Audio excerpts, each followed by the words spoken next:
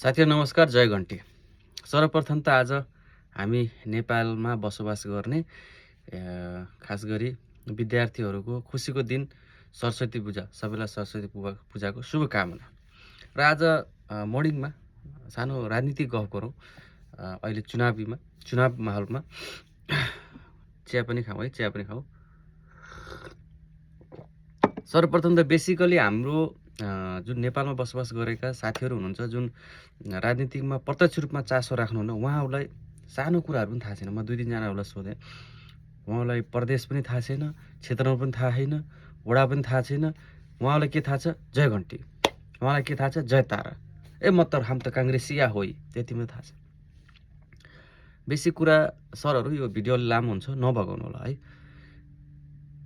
नेपालको भूभागको म बसोबास गर्ने लुम्बिनी प्रदेश, जसमध्ये रूपन्देही जिल्लाको क्षेत्र नम्बर 3 क मा अहिले चुनावी एकदम गर्मी बढिरहेको छ।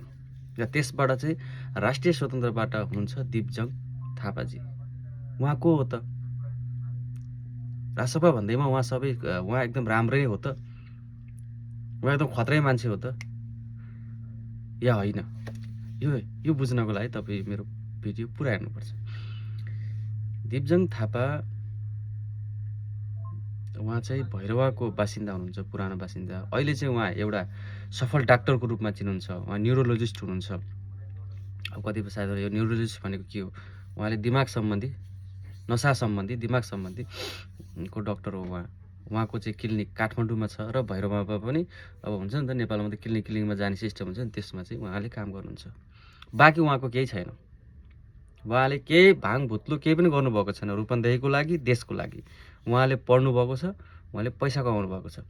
कति कमाउनु भएको छ? टन्नै कमाउनु भएको छ। उहाँको क्लिनिक कहाँ थाहा तपाईँलाई? उहाँको क्लिनिक छ काठमाडौँको युएसएमबिसीको छेउमा, काठमाडौँमा है। भैरवमा कहाँ छ त्यो तपाईँलाई खोजताछ गर्नुहोस्। युएसएमबिसीको छेउमा क्लिनिक हुँदैमा उहाँ नराम्रो मान्छे त होइन।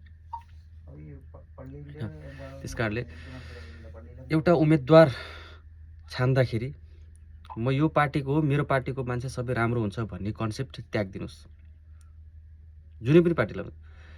त्यही भएर उहाँको अहिलेसम्मको योगदान हेर्दाखेरि उहाँको केही पनि योगदान देशको लागि र रूपन्देहीको लागि, क्षेत्र नम्बर 3 को लागि छैन। उहाँ राष्ट्रिय स्वतन्त्र पार्टीको उम्मेदवार हो, यति मात्रै इनफ छ, छैन। र उहाँको हिजोको दिनमा उहाँको कन्ट्रोभर्सी के आएको थियो? उहाँको 2टा श्रीमती थियो, गुण मिल्यो कोसँग? रवि लामीजीसँग। किन रवि लामीजीसँग 2टा श्रीमती थियो, तर उहाँले सफाइ पाइसक्नु भएको छ। कोसँग? अदालतबाट सबै पाइसक्नु भएको छ। उहाँले पहिलो श्रीमतीसँग डिभोर्स गर्नु सक्नु भएको छ। यो इज नट बिग डिल, यो नर्मल सबैको हुन्छ। र अर्को कुरा, योभन्दा पहिलाको चुनाव जुन आएको थियो नि, त्यसमा ढकिया छाप भन्ने सुन्नुभयो होला तपाईँले, नागरिक उन्मुक्ति पार्टी। उहाँको समानुपातिक सूचीमा, बन्द सूचीमा उहाँको नाम थियो। भनेको उहाँले पहिलेदेखि अवसर खोज्दै राख्नु भएको थियो। ढकिया छापमा हुँदाखेरि चाहिँ उहाँ नराम्रो मान्छे हुनुभयो। रवि लामिछानेको पार्टीमा आउँदा बित्तिकै उहाँ चाहिँ राम्रो मान्छे हुनुभयो। एउटा कुरा भयो।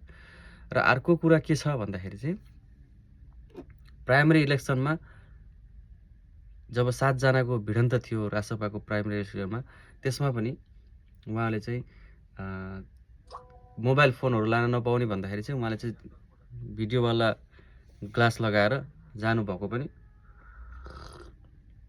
न्युज छ। यो सबै कुराहरू उहाँले सफाइ पाइसक्नु भएको छ। पुनः उहाँले चाहिँ टिकट पाउनु भएको छ रासपाबाट। र चाहिँ अहिले उहाँको चुनावी गर्मी छ। साथीहरू, भोट हाल्दाखेरि व्यक्तिहरू उहाँ मात्रै हुनुहुन्न, उहाँभन्दा राम्रा मान्छेहरू पनि हुन्छ, उहाँभन्दा नराम्रा मान्छेहरू पनि हुनुहुन्छ। लगभग 5 जनाले